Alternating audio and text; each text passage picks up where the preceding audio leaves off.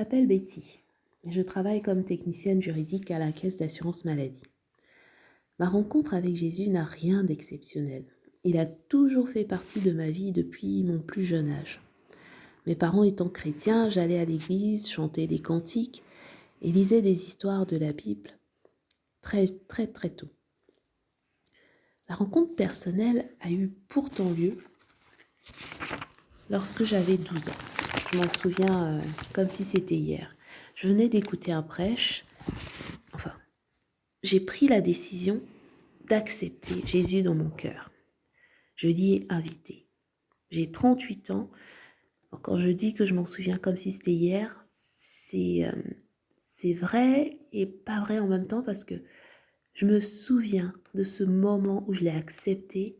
Je me souviens que c'était pendant un prêche, mais je n'ai pas le détail de la façon dont j'ai fait cette démarche. Je sais juste que je l'ai fait. J'ai décidé de l'accepter et de l'inviter dans mon cœur. C'est un moment que je pense être décisif dans ma vie. Je n'ai été baptisée qu'à 17 ans et après l'insistance de ma mère, car je ne comprenais pas pourquoi mon baptême de bébé ne comptait plus, puisque ayant grandi avec mon père catholique, j'avais été baptisée bébé. Et non, j'avais pas été baptisée bébé en fait. Non, j'avais été baptisée et en même temps, j'avais eu la première communion à 10 ans. Oui, à 10 ans plutôt. Et donc, je ne comprenais pas pourquoi ce baptême ne comptait plus et pourquoi il fallait absolument faire un autre baptême. Et je l'ai compris un peu plus tard, en fait. J'ai saisi l'importance de cette démarche pendant le processus d'avant-baptême, qui a consisté à demander pardon à Dieu pour tous les péchés commis. Et il est impressionnant comme moi qui me croyais irréprochable, me suis sentie tellement éloignée de Dieu par ma désobéissance. Et combien de souvenirs de mauvais comportements me sont remontés à l'esprit à ce moment-là.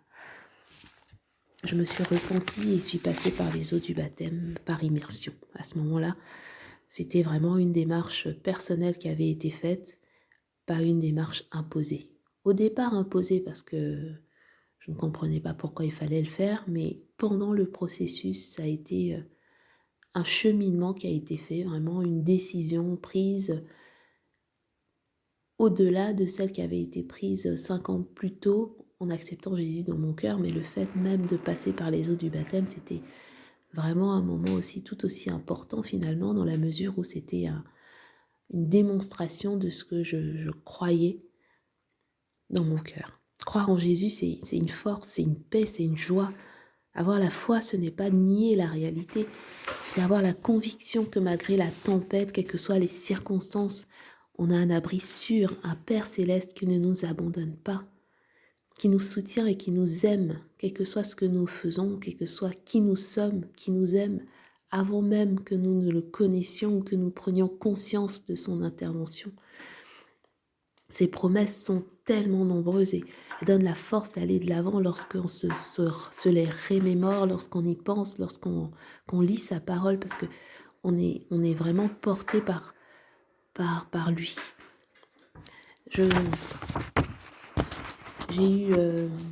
me rappelle des fois où j'étais dépassée par les événements, ne sachant pas quel choix faire pour ma vie ou encore quelle décision prendre à un moment précis de ma vie où je me posais plein de questions sur mon avenir.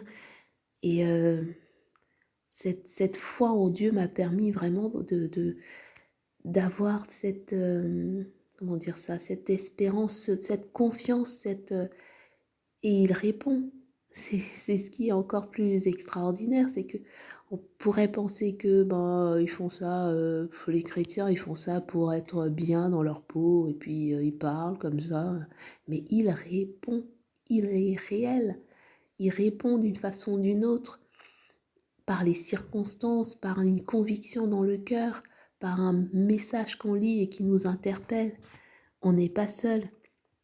Tous ces moments où j'étais dépassée par les événements ou triste, ou encore lorsque j'ai appelé avec une prière fervente, je me souviens d'un gros chagrin que j'avais eu et je me disais mais c'est pas possible, je n'arriverai jamais à le dépasser ce chagrin. Et j'ai prié quand même, parce qu'on est humain, on est chrétien, mais on est aussi humain, donc on a nos faiblesses. Mais Dieu est là pour nous renouveler, pour nous fortifier, pour nous relever. Il nous remet d'aplomb, il nous apaise. C'est une réalité. Par cet audio, toi qui m'écoutes, je veux vraiment t'encourager. Je voudrais que tu oses croire Dieu. Ose croire que il est là et il n'attend qu'un pas, qu'un geste, qu'une acceptation de ta part pour venir et t'accompagner dans la vie.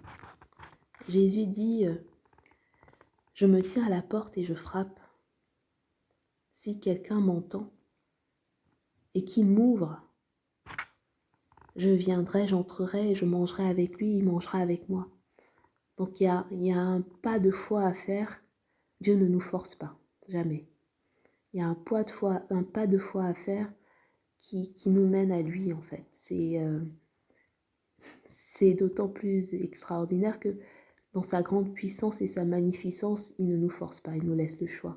Et une fois qu'on a fait ce choix, il est tout de suite prêt à nous accompagner, à nous guider, à nous soutenir, à nous éclairer, à faire de nous quelqu'un de vivant, de bien. Voilà, quelles que soient les circonstances, il nous donne cette paix-là que nul autre ne peut avoir s'il ne l'a pas dans son cœur. Donc, ma prière, c'est que toi qui m'écoutes, tu laisses Dieu te rencontrer.